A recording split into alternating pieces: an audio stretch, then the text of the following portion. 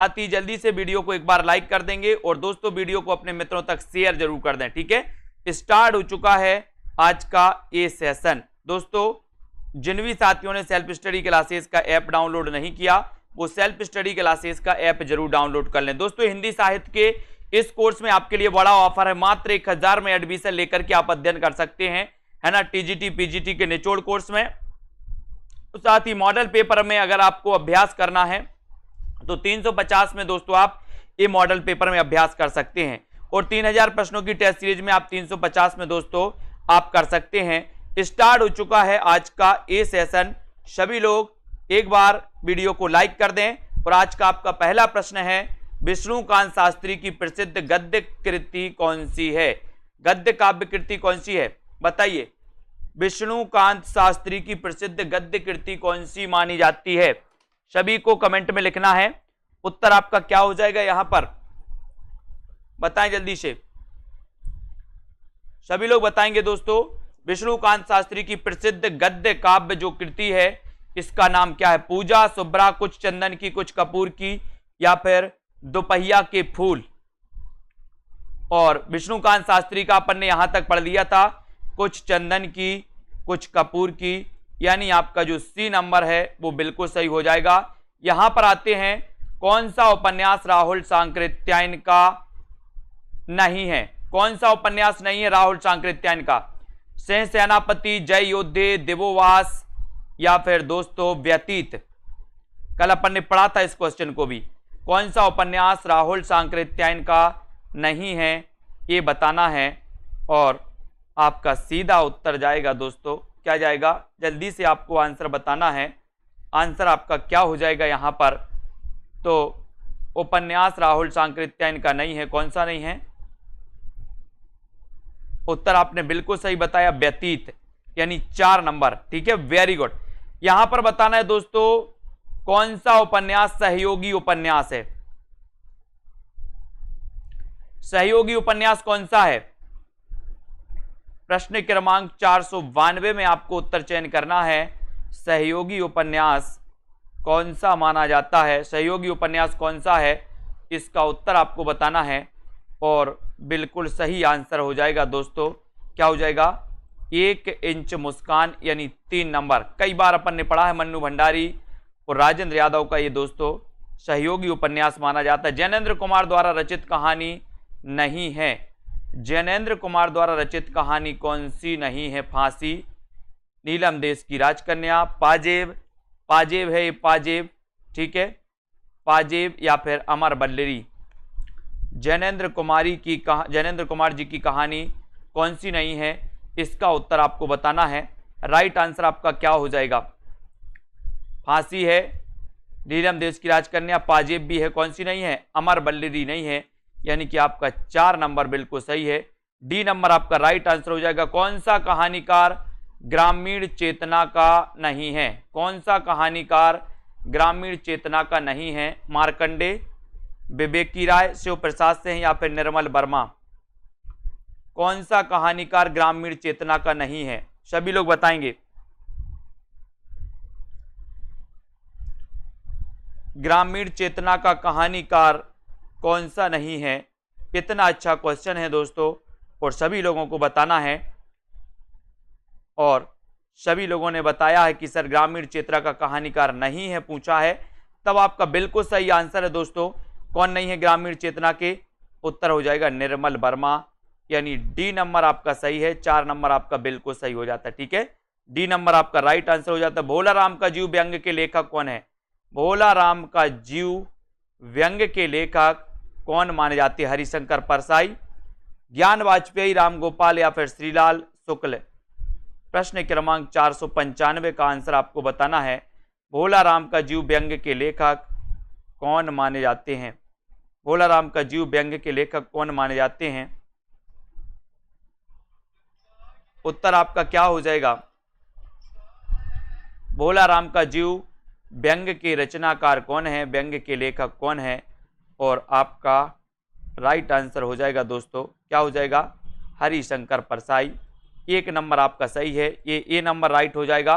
मनोविश्लेषण प्रधान कथाकार कौन नहीं है? नहीं है बताना दोस्तों। मनोविश्लेषण प्रधान कथाकार कौन नहीं माने जाते? अच्छा प्रश्न है, सभी लोग बताएंगे मनोविश्लेषण प्रधान कथाकार कौन नहीं माने जाते। इसका उत्तर आपको बताना है। जल्दी से बताएं, सभी लोगों को आंसर बताना है। मनोविश्लेषण प्रधान दोस्तों कथाकार कौन नहीं है? और उत्तर चला जाता है सुदर्शन, यानी सी नंबर आपका सही है। मनोविश्लेषण प्रधान कथाकार नहीं है दोस्तों सुदर्शन जी। ठीक है, वेरी गुड। हिंदी में दलित साहित्य की पहली आत्मकथा दोस्तों किसने लिखी है?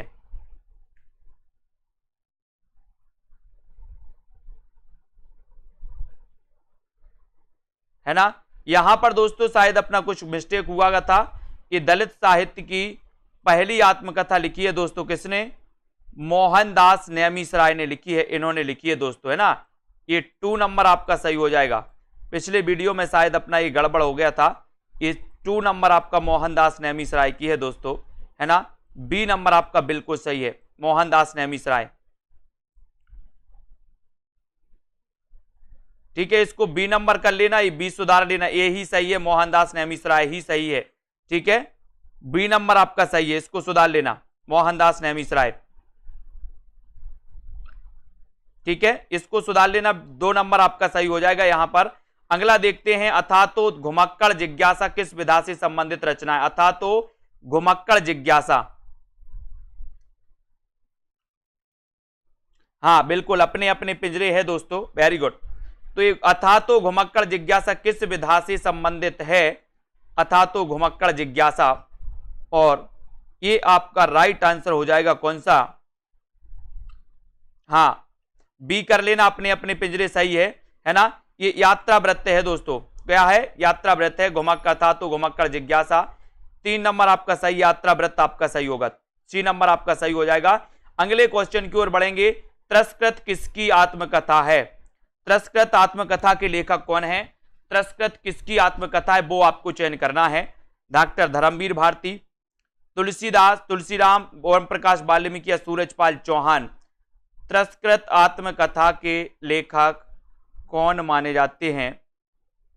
और आपका उत्तर हो जाएगा, त्रस्कृत किसकी आत्मकथा है बताइए।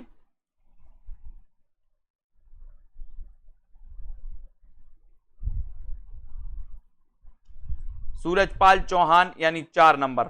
ठीक है, 4 नंबर आपका राइट है। हिंदी में रेखा चित्र के प्रथम रचयिता दोस्तों पंडित पदम सिंह शर्मा की कृति कौन सी है दोस्तों? बताइए। रेखा चित्र संग्रह माना जाता है ये दोस्तों, रेखा चित्र संग्रह कौन सा माना जाता है? रेखा चित्र संग्रह पदम सिंह शर्मा का प्रथम रेखा चित्र संग्रह है दोस्तों ये, और ये माने जाते हैं पदम सिंह शर्मा का कौन सा? पदम पराग। 1 नंबर आपने जो बताया वो बिल्कुल राइट आंसर है, बहुत बढ़िया आंसर। अगले क्वेश्चन की ओर हम बढ़ेंगे। मैथिली शरण गुप्त की वह रचना जिसने देश में राष्ट्र प्रेम की धूम मचा दी थी। मैथिली शरण गुप्त की वह रचना जिसने देश में राष्ट्र प्रेम की धूम मचा दी थी, वह रचना कौन सी है? साकेत, यशोधरा, भारत भारती या फिर जय भारत। मैथिली शरण गुप्त की वह रचना जिसने देश में राष्ट्र प्रेम की धूम मचा दी थी, वह रचना दोस्तों कौन सी है? उत्तर है आपकी भारत भारती है ना। सी नंबर आपका सही है, सी नंबर सही हो जाएगा। कविता कलाप किसकी रचना है? कविता कलाप के रचनाकार कौन है ये आपको बताना है। कविता कलाप के रचनाकार कौन है? महावीर प्रसाद द्विवेदी, श्रीधर पाठक, भारतेंदु या फिर हरिऔध। कविता कलाप के रचनाकार कौन माने जाते हैं? कविता कलाप ये किसकी रचना है? और अच्छा क्वेश्चन है दोस्तों, कविता कलाप के रचनाकार कौन है?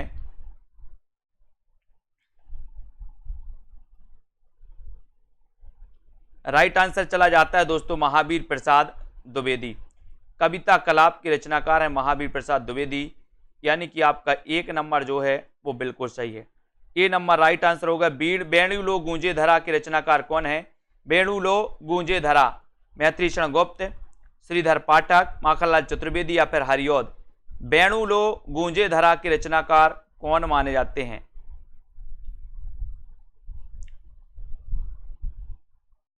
बेणु लो गूंजे धरा के रचनाकार कौन माने जाते हैं? इसका आंसर आपको बताना है। देखते हैं कौन कौन सही उत्तर बता रहा। प्रश्न क्रमांक 503 है। 503 में हमें उत्तर बताना है और आपका राइट आंसर क्या हो जाएगा। जिन भी साथियों ने दोस्तों self study classes app download नहीं किया, वो सेल्फ स्टडी क्लासेस ऐप को डाउनलोड कर लें और दोस्तों वीडियो को लाइक करके चैनल को सब्सक्राइब कर लेना। यहाँ पर आपका उत्तर है बेणुलो गूंजे धरा माखनलाल चतुर्वेदी, यानी कि आपका 3 नंबर बिल्कुल सही आंसर हो जाएगा, है ना। प्रसाद जी की खड़ी बोली कविताओं का प्रथम संग्रह कौन सा है? प्रसाद की खड़ी बोली कविताओं का प्रथम संग्रह कौन सा है? प्रथम संग्रह कौन सा है? चित्राधार, कानन कुसुमासु या फिर उर्वशी? प्रसाद की खड़ी बोली कविताओं का प्रथम संग्रह कौन सा है? प्रथम संग्रह कौन सा है बताएं। प्रसाद की खड़ी बोली कविताओं का प्रथम संग्रह कौन सा माना जाता है? और यहां पर प्रसाद जी की खड़ी बोली कविताओं का प्रथम संग्रह आपसे पूछा है, तब आपका राइट आंसर क्या हो जाएगा? और सभी लोगों ने बताया कि सर एक कानन कुसुम है ना, प्रसाद की खड़ी बोली की कविताओं का संग्रह, यानी कि 2 नंबर यहां पर आपका बिल्कुल सही है। महादेवी जी को किस रचना हेतु मंगला प्रसाद पारितोषिक मिला था दोस्तों? अब बताएं, यामा के लिए मिला था, नीरजा के लिए मिला था, सांद गीत के लिए या फिर दीप शिखा के लिए मिला था? मंगला प्रसाद पारितोषिक किस रचना के लिए मिला था? प्रश्न क्रमांक आपका 505 है। 505 में इसका उत्तर आपको बताना है। महादेवी जी को किस रचना के लिए मंगला प्रसाद पारितोषिक मिला था? ये प्रश्न क्रमांक आपका 505 है और 505 में आपका राइट आंसर है दोस्तों यामा। यामा है, यानी 1 नंबर आपका बिल्कुल सही है। मंगला प्रसाद पारितोषिक यामा दोस्तों ये सही हो जाएगा। अपने काव्य जीवन के उत्तर में अरविंद दर्शन से प्रभावित है, तो क्या प्रभावित है? अपने काव्य जीवन के उत्तर में दोस्तों अरविंद दर्शन से प्रभावित है कौन? अरविंद दर्शन से कौन प्रभावित हैं? महादेवी वर्मा, सुमित्रानंदन पंत, जयशंकर प्रसाद या फिर अज्ञे? अपने काव्य जीवन के उत्तर में अरविंद दर्शन से प्रभावित बताना है आपको। अरविंद दर्शन से प्रभावित कौन सी रचना है और उत्तर आपका कौन सा हो जाएगा? रचना तो ठीक है सर, यहाँ पर आपसे पूछा गया क्या क्या पूछा गया है, कौन सा कवि है जो अरविंद दर्शन से प्रभावित है? तो उत्तर हो जाएगा सुमित्रानंदन पंत। इनकी कौन कौन सी रचनाएं आपको बताना है दोस्तों जो अरविंद दर्शन से प्रभावित मानी जाती है। इनकी कौन कौन सी रचनाएं हैं? आधुनिक खोजों के अनुसार हिंदी की प्रथम मौलिक कहानी के लेखक कौन है? हिंदी की प्रथम मौलिक कहानी के लेखक कौन है आधुनिक खोजों के अनुसार? इंशाअल्लाह खां। कहानीकार बताना है दोस्तों, कहानीकार, मौलिक कहानीकार कौन है? शिव प्रसाद सितारे हिंद, रामचंद्र शुक्ल, माधवराव सप्रे, है ना। तो आधुनिक खोजों के अनुसार आपको चयन करना है। अच्छा क्वेश्चन है, एक बार सभी लोग वीडियो को लाइक कर देंगे, अपने मित्रों तक शेयर जरूर कर दें। ये क्लास रोज 9 बजे होती है दोस्तों, इस क्लास को पढ़ते रहें। सेल्फ स्टडी क्लासेस ऐप को डाउनलोड कर लें, ठीक है।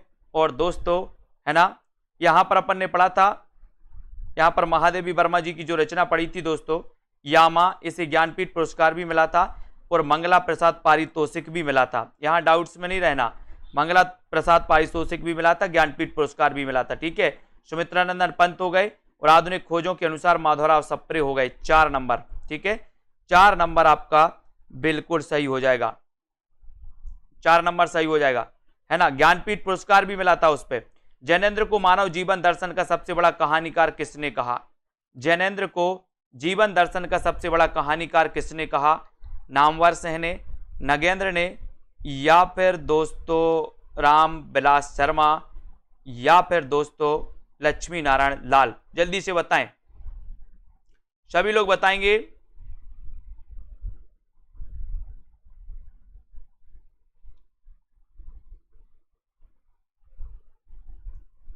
यहां पर जैनेन्द्र को मानव जीवन दर्शन का सबसे बड़ा कहानीकार कहा है, तो किसने कहा है?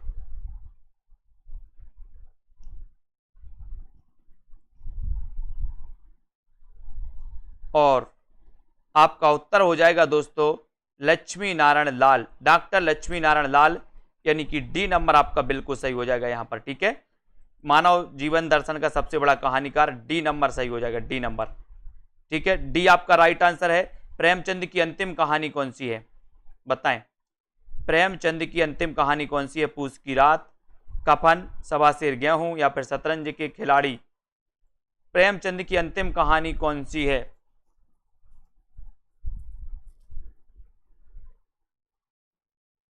प्रेमचंद की अंतिम कहानी कौन सी है? और सीधा उत्तर जाता है दोस्तों कफन, है ना। कफन यानी 2 नंबर आपका बिल्कुल सही है। यहां पर 2 नंबर कफन आपका सही हो जाएगा। यहां पर आते हैं दोस्तों, वर्ग संघर्ष के आधार पर सामाजिक और आर्थिक स्थितियों का चित्रण करने वाली कहानी कौन सी है?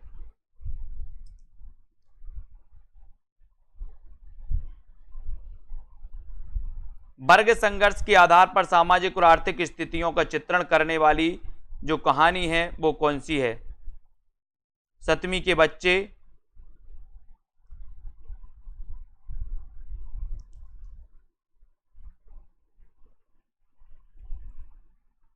वर्ग संघर्ष के आधार पर सामाजिक और आर्थिक, है ना।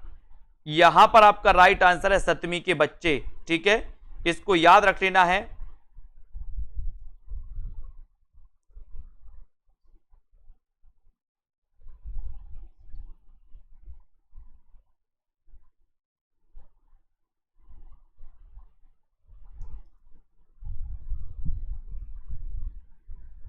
तो इस 7वीं के बच्चे के रचनाकार कौन है ये भी आपको बताना है। 7वीं के बच्चे के रचनाकार कौन है?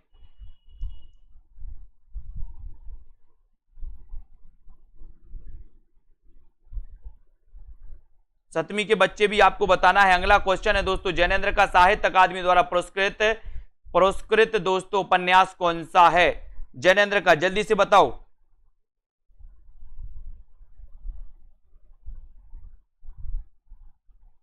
जैनेन्द्र का साहित्य अकादमी द्वारा पुरस्कृत बताना है।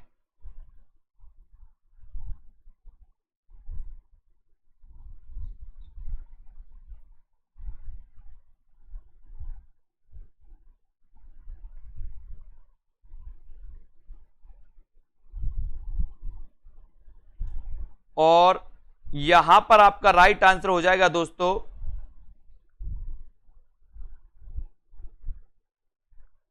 यहां पर राइट आंसर होगा मुक्ति बोध, यानी 2 नंबर आपका बिल्कुल सही है। 2 नंबर आपका राइट आंसर हो जाएगा यहां पर।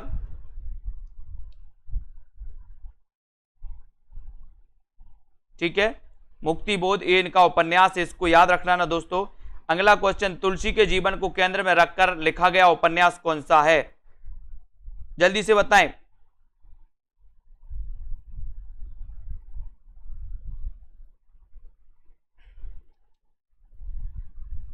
तुलसी के जीवन को केंद्र में रखकर लिखा गया उपन्यास कौन सा है?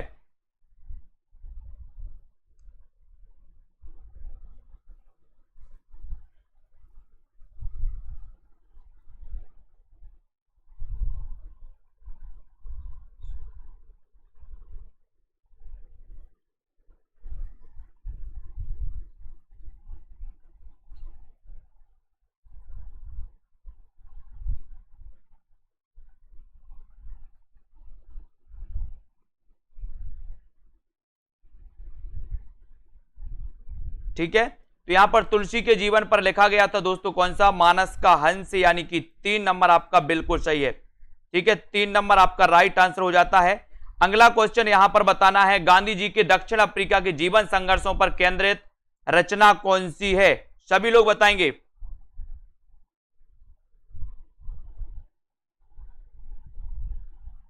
गांधी जी के दक्षिण अफ्रीका जीवन पर संघर्षों पर केंद्रित जो रचना है दोस्तों वो कौन सी है? सभी लोग बताएं।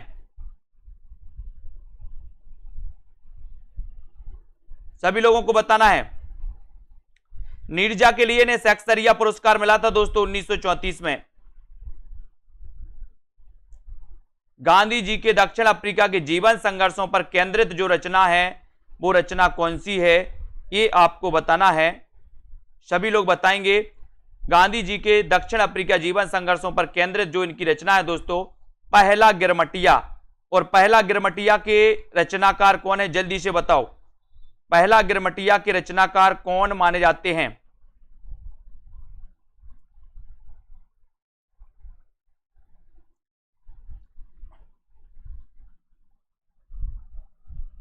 तो ये पहला गिरमिटिया आपका राइट आंसर है।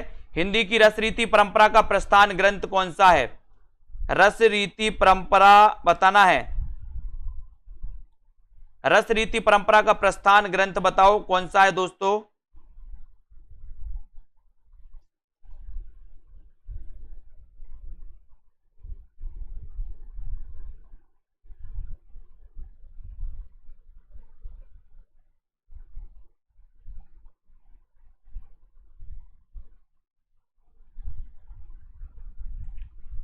और यहां पर आपका हिंदी की रसरीति परंपरा का प्रस्थान ग्रंथ बताना है तो वो दोस्तों रसिक प्रिया माना जाता है केशवदास का। Very good. कौन सा कवि सत्सईकार नहीं है? बताएं जल्दी से, कौन सा कवि सत्सईकार नहीं माना जाता? इसका उत्तर भी आपको बताना है। सत्सईकार कौन सा नहीं है?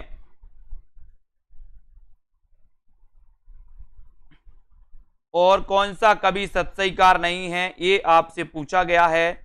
और आपका यहां पर सही उत्तर क्या हो जाएगा?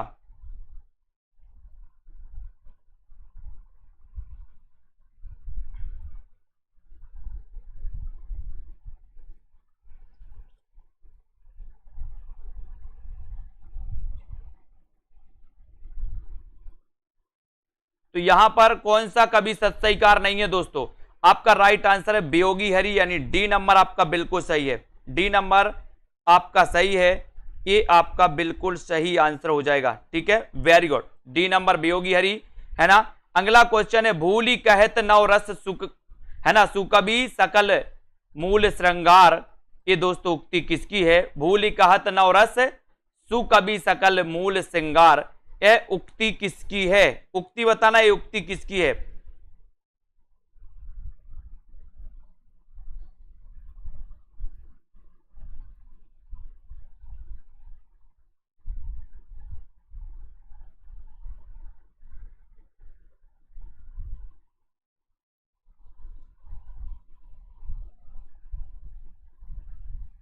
और इसका राइट आंसर हो जाएगा दोस्तों देव, यानी एक नंबर आपका बिल्कुल सही हो जाएगा।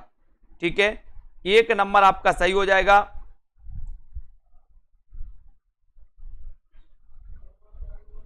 और देव आपका बिल्कुल सही है, वेरी गुड आंसर। इनमें से कौन सा निबंध अध्यापक पूर्णसिंह का नहीं है? अध्यापक पूर्णसिंह का नहीं है, कौन सा नहीं है?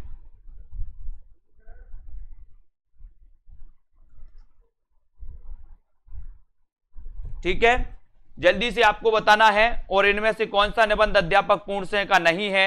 आपका सीधा उत्तर क्या जाएगा दोस्तों? आपका उत्तर जाएगा सत्सईकार नहीं है। वही पूछा ना, सत्सईकार नहीं है ना। और यहां पर अध्यापक पूर्णसिंह का नहीं है तो आचरण की सभ्यता है, मजदूरी और प्रेम है ना, गेहूं और गुलाब है, कन्यादान। कौन सा नहीं है पूछा यहां पर? तो नहीं में आपका बिल्कुल सही आंसर है गेहूं और गुलाब, यानी 3 नंबर आपका बिल्कुल सही है। 3 नंबर आपका पूरा सही है। देवदत्त इनका पूरा नाम था दोस्तों। दृश्य तत्व साहित्य की किस विधा का अनिवार्य वैशिष्ट्य माना जाता है? दृश्य तत्व, दृश्य तत्व बताइए, 571 में बताना है। पुराने प्रश्नों की पीडीएफ खुली है दोस्तों, आज अपन ने पढ़ चुके हैं, फिर भी पढ़ते जाओ, कोई बात नहीं है। दृश्य तत्व साहित्य की किस विधा का अनिवार्य वैशिष्ट्य माना जाता है? कहानी का, उपन्यास का, कविता या फिर नाटक का? दृश्य तत्व साहित्य की किस विधा का अनिवार्य वैशिष्ट्य है? उत्तर है नाटक का। नाटक, यानी आपका डी नंबर बिल्कुल सही है, नाटक का है दोस्तों।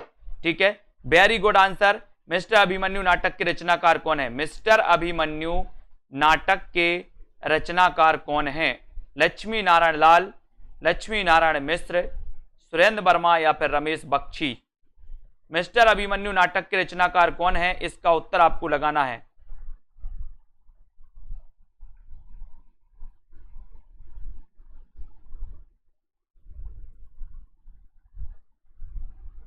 और मिस्टर अभिमन्यु दोस्तों, ये जो नाटक है, ये नाटक किसका है? लक्ष्मी नारायण। लक्ष्मी नारायण दोस्तों किसका है? जल्दी से बताइए। लक्ष्मी नारायण लाल का। लक्ष्मी नारायण लाल का है। एक नंबर आपका बिल्कुल सही है। ये नंबर जिन्होंने बताया उनका आंसर बिल्कुल सही है। बंकिम चंद्र का प्रसिद्ध हिंदी उपन्यास कौन सा है? बंकिम चंद्र का प्रसिद्ध हिंदी उपन्यास कौन सा है, ये आपको बताना है। दौड़, बीनू सा सपना, है ना, कतरा द बतरा, या फिर आनंद मठ। बंकिम चंद्र का प्रसिद्ध हिंदी उपन्यास कौन सा है, बंकिम चंद्र का बताना है। जितेंद्र जी ये साफ नहीं दिख रहा क्या आपको, ये पढ़ो भैया, ये जो लिखा है।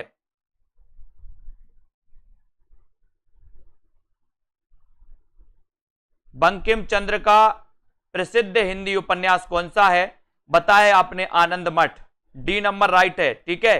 शेखर एक जीवनी उपन्यास के स्त्री पात्र कौन है, बताइए। स्त्री पात्र, शेखर एक जीवनी उपन्यास के स्त्री पात्र कौन है, रेखा गौरा, अमला रंजना, सैलमा योके, शशि सरस्वती। और बहुत अच्छा क्वेश्चन है ना, कौन सा शेखर एक जीवनी उपन्यास के स्त्री पात्र बताना है, कौन कौन से। शेखर एक जीवनी ये अज्ञे जी का उपन्यास है दोस्तों, और ये अज्ञे जी का उपन्यास है, और इसके स्त्री पात्र आपको चयन करना है। सभी लोग आंसर बताएंगे, और दोस्तों आपका सही आंसर जाएगा, बोले सर डी नंबर लगा दो, शशि सरस्वती। शशि सरस्वती, ठीक है, शशि सरस्वती, इसकी आपको याद रख लेना, वो नहीं समझना है, मैं जो बोल रहा हूं वो सुनो। सुबह में सुरंग में सुबह उपन्यास के लेखक कौन है दोस्तों, है ना। ये माउस से अच्छे से वो लिख नहीं पाते, इसलिए इसको सुनना है, इसको पढ़ना है, और जो मैं बोल रहा हूं उसको सुनना है ना। सुरंग में सुबह उपन्यास के लेखक कौन है, शिवमूर्ति, मिथिलेश्वर, संजीव, या फिर अमरकांत। सुरंग में सुबह उपन्यास के लेखक आपको चयन करना है, उत्तर क्या हो जाएगा। और सभी लोगों का आंसर आ रहा है सीधा सीधा। लाइक जरूर कर लेना सभी को, जिन भी साथियों को ऐप डाउनलोड नहीं किया वो ऐप को जरूर डाउनलोड कर लेना, और उत्तर आपका राइट आंसर हो जाएगा। सुरंग में सुबह उपन्यास के रचनाकार हैं दोस्तों कौन, मिथिलेश्वर, यानी कि आपका जो 2 नंबर है, 2 नंबर, ये आपका बिल्कुल सही है, 2 नंबर आपका राइट आंसर हो जाता है। बी नंबर सही है। भीतर भीतर सब रस चूसे, हंस हंस के तन मन धन मुंह से, पंक्ति किस कवि की है, पंक्ति किस कवि, प्रताप नारायण मिश्र की, बाल कृष्ण भट्ट की, ठाकुर, या फिर भारतेंदु हरिश्चंद्र की। भीतर भीतर सब रस चूसे, हंस हंस के तन मन धन मुंह से, पंक्ति किस कवि की है, ये आपको बताना है। उत्तर आपका क्या हो जाएगा।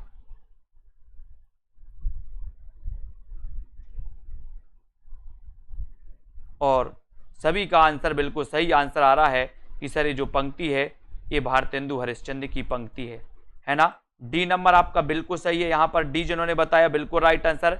हिंदी साहित्य के इतिहासकार 1850 ईस्वी से 1900 ईस्वी को किस नाम से अभिहित करते हैं, 1850 से 19। अच्छा क्वेश्चन है, 1850 से 19 सरल क्वेश्चन है, अब तो आप लोगों को सरल लगने लगा होगा।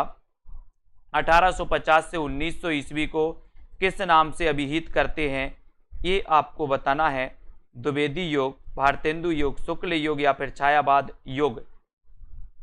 और ये 523 का उत्तर बताना है दोस्तों, और 523 में आपका भारतेंदु योग बिल्कुल सही है, 2 नंबर आपका सही। 1850 से 1900। आदिकाल और भक्तिकाल के बीच एक स्वर्णिम कड़ी दोस्तों किसे माना जाता है, आदिकाल और भक्तिकाल के बीच की एक स्वर्णिम कड़ी किसे माना जाता है, आदिकाल और भक्तिकाल के बीच की। जयदेव, विद्यापति, जायसी, या फिर जगनेक,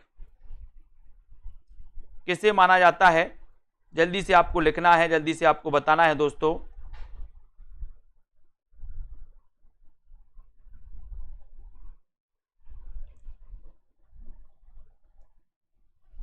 और आदिकाल और भक्तिकाल के बीच एक स्वर्णिम कड़ी माना जाता है किसे, विद्यापति को, यानी आपका उत्तर बी नंबर बिल्कुल सही है। अगला क्वेश्चन देखते हैं। आचार्य शुक्ल के अनुसार निम्नांकित में से कौन सी रचना तुलसीदास की है, कौन सी रचना तुलसीदास की है, छप्पय रामायण, बरबे रामायण, कड़खा रामायण, या फिर रोला रामायण।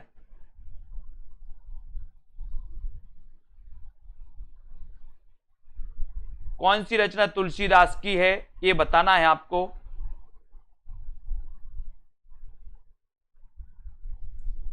और आपका सीधा आंसर जाता है दोस्तों बरबे रामायण, है ना, बार बार रामायण पढ़ी तो बरबे रामायण, ठीक है। हिंदी साहित्य की भूमिका पुस्तक के लेखक कौन हैं,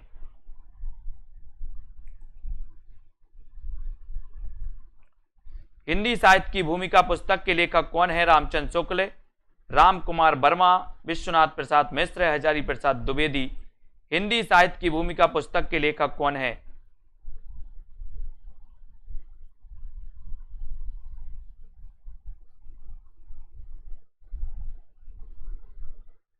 हिंदी साहित्य की भूमिका पुस्तक के लेखक कौन माने जाते हैं?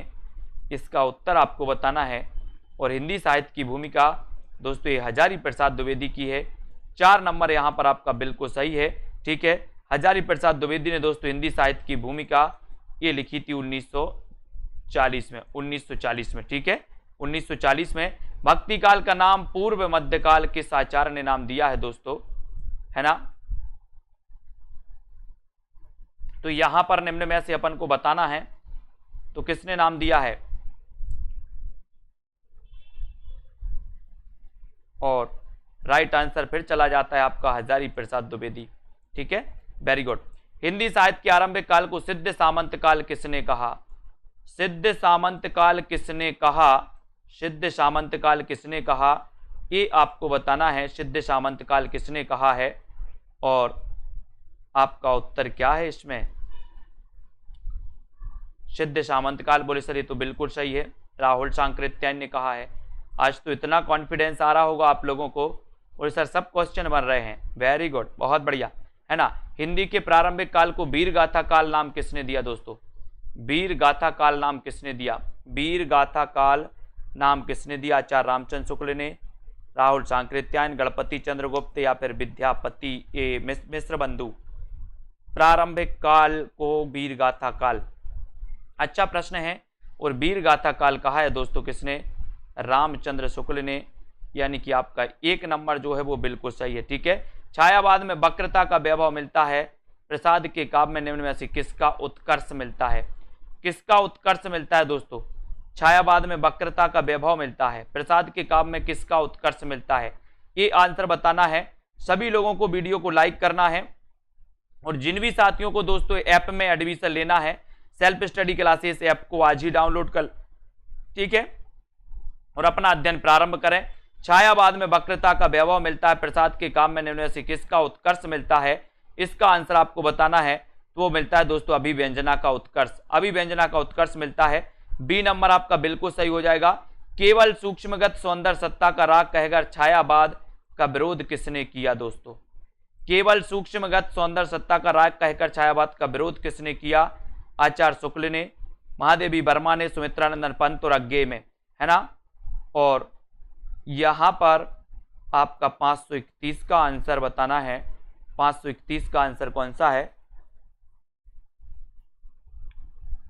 तो बोले सर ये किया है महादेवी वर्मा ने, यानी 2 नंबर आपका बिल्कुल सही है। केवल सूक्ष्मगत सौंदर्य सत्ता का राग कहकर छायावाद का विरोध किया है महादेवी वर्मा ने, है ना? बी नंबर आपका बिल्कुल सही हो जाएगा। नेक्स्ट है, जयशंकर प्रसाद की किस कृति को पहले ब्रज भाषा में तथा फिर बाद में खड़ी बोली में रूपांतरित किया गया? बताएं, बाद में खड़ी बोली में रूपांतरित किया गया था दोस्तों प्रसाद की वह रचना कौन सी है, वह कृति कौन सी है? वह कृति आपको बताना है, प्रसाद की वह कृति कौन सी है जो पहले ब्रज भाषा में तथा बाद में खड़ी बोली में रूपांतरित कर दिया गया? और आंसर हो जाएगा आपका प्रेम पथिक, यानी 1 नंबर आपका बिल्कुल सही हो जाएगा। ये नंबर बिल्कुल राइट आंसर है। ठीक है, very good, 1 number, very good. Nirala की जूही की कली उदाहरण है दोस्तों, काय का उदाहरण है? निराला की जूही कली मात्रिक छंद, वर्णिक छंद, मुक्त छंद या फिर इनमें से कोई नहीं? बताएं, निराला की जूही की कली उदाहरण है, किसका उदाहरण मानी जाती है निराला की जूही की कली? और दोस्तों आपके लिए पार्टिकुलरली बहुत अच्छी चीज आ रही है दोस्तों, है ना?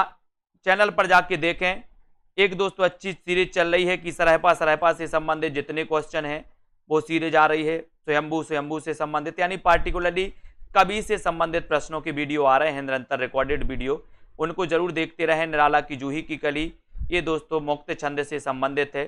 3 नंबर आपका बिल्कुल सही है। टिपटॉप यूट्यूब चैनल पर जाकर भी आप देख सकते हैं दोस्तों। कौन सी रचना मोहन राकेश की नहीं है? मोहन राकेश की रचना कौन सी नहीं है, इसका उत्तर आपको बताना है। मोहन राकेश की रचना कौन सी नहीं? छोटे छोटे ताजमहल, आषाढ़ का एक दिन, अंधेरे बंद कमरे या फिर लहरों के राजहंस? कौन सी रचना मोहन राकेश की नहीं है?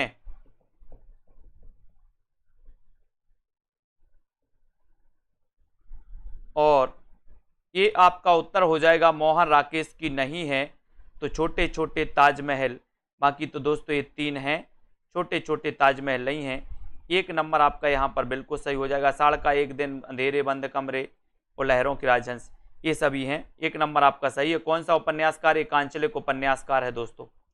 आंचलिक उपन्यासकार के बारे में बताना है और आपको पता भी है कि आंचलिक उपन्यासकार कौन है। हिंदी का प्रथम आंचलिक उपन्यास कौन सा माना जाता है, ये भी सभी लोगों को पता है। यशपाल, जैनेन्द्र कुमार, राही मासूम रजा या फिर अज्ञे? कौन सा उपन्यासकार एक आंचलिक उपन्यासकार है, ये आपको बताना है। सभी लोग बताएं। और आंचलिक उपन्यासकार की बात करें दोस्तों तो वो कौन है? कौन है? राही मासूम रजा, है ना। ये आपका 3 नंबर बिल्कुल सही हो जाएगा। राही मासूम रजा 3 नंबर, सी नंबर आपका बिल्कुल सही है। Very good, very good answer. Next है, देश विभाजन को लेकर लिखा गया उपन्यास कौन सा है? देश विभाजन को लेकर लिखा गया जो उपन्यास है वो उपन्यास कौन सा है? अमृत और विष, झूठा सच, अपने अपने अजनबी या फिर अंतराल? देश विभाजन को लेकर लिखा गया उपन्यास कौन सा है? और उत्तर हो जाएगा यहाँ पर कि सही ये उपन्यास है कौन सा? झूठा सच। और ये उपन्यास है दोस्तों किसका? यशपाल का, यशपाल का है। 9:45 पर भी एक आएगी दोस्तों आपकी क्लास, है ना। कवि की आएगी, पार्टिकुलरली एक कवि से संबंधित कितने क्वेश्चन पूछे जाते हैं, उनका जन्म, उनका परिचय पूरा आएगी। 9:45 पे आप लोग देख लेना। आज की क्लास के लिए दोस्तों इतना ही। सभी साथी जितने भी हमारे साथी हैं, है ना, किसी को कोई क्वेश्चन में डाउट्स हो तो वो जल्दी से बताएं। और जिनमें दोस्तों आपको 1000 प्रश्नों की, जिनको भी 3000 प्रश्नों की टेस्ट सीरीज लेनी है, वो 350 में अपना अभ्यास करने के लिए दोस्तों 350 में इस प्रैक्टिस सेट में भाग ले सकते हैं, है ना। मॉडल पेपर में जिनको भी अध्ययन करना है दोस्तों, मॉडल पेपर लगा के देखना है कि एग्जाम में कैसा पूछा जाएगा, पैटर्न क्या रहेगा टीजीटी का, तो 350 के मॉडल पेपर में एडमिशन ले सकते हो, ठीक है। और अगर आपको निचोड़ क्लास में एडमिशन लेना है दोस्तों कि आप एग्जाम के टाइम में अंतिम समय में क्या क्या पढ़ लें, ऐसा दोस्तों जो कोर्स है आपको 1000 का ऑफर है, अभी आप इसमें एडमिशन ले सकते हैं। अगर इसके बाद भी दोस्तों अगर आप जूनियर टेट की तैयारी कर रहे हैं या फिर दोस्तों और भी अन्य एग्जाम की तैयारी कर रहे हैं जिनमें आपका साहित्य है, तो यही कोर्स आपके लिए बहुत उपलब्ध सही रहेगा। अलग से कोई कोर्स लेने की जरूरत भी नहीं पड़ेगी आपको, ठीक है। तो जितने भी हमारे साथी हैं, जो साहित्य वाले साथी हैं, सभी साथी हैं, है ना, और जो ओवर कॉन्फिडेंस में है, एक बार आप लोग दोस्तों मंगला प्रसाद जो पारितोषिक पुरस्कार है इसकी लिस्ट निकाल लीजिए, इसकी लिस्ट निकालिए, इसकी लिस्ट देखिए कि सर मंगला प्रसाद पारितोषिक किस किस को मिला है ना। बहुत सारे लोग ओवर कॉन्फिडेंस में जी रहे हैं, मैं उनसे यही कहना चाहता हूं कि ओवर कॉन्फिडेंस में नहीं जीना है, ओवर कॉन्फिडेंस में पेपर देने नहीं जाना है ना। तो आप अभी नेट पे जाइए, विकिपीडिया पर जाइए दोस्तों, उसमें लिस्ट निकालिए मंगला प्रसाद पारितोषिक किस किस रचना को मिला है, वो आप सर्च करिए, है ना। उसमें आपको चेक करने को मिल जाएगा, फिर मुझे बता देना कि सर किस रचना को मिला है, ठीक है। बहुत बढ़िया, है ना।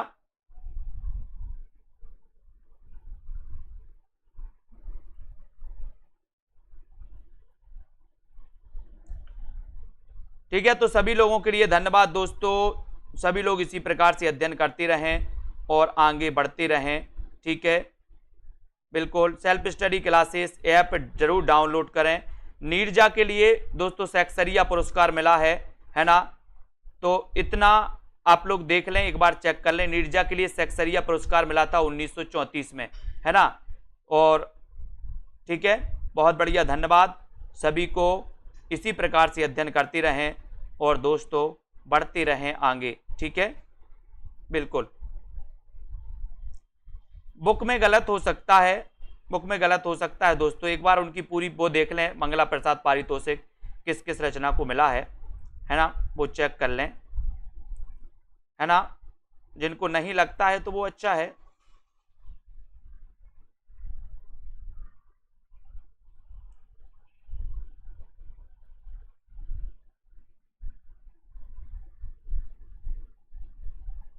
ठीक है, तो धन्यवाद सभी साथियों को। जय हिंद।